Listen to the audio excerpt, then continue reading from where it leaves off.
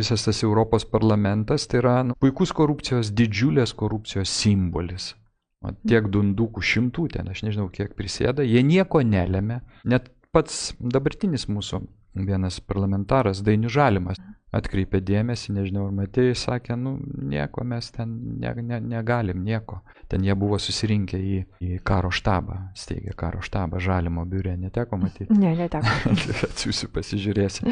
Ten ir Valatka buvo, ir ten visi tie mūsų politikos analitikai susirinkę buvo. Ir Žalimas ten pripažino, kad nieko nelėmė. Tam reikalinga ta institucija, kad kažką patvirtintų, kažkokius sprendimus, bet jų iš viso, ar yra jie, ar nėra, nuo jų niekas nepriklauso. Tai būtent todėl, mano manimu, užbėgdamas už akių, pasakysiu, kad ES neturi absoliučiai jokių šansų išgyventi.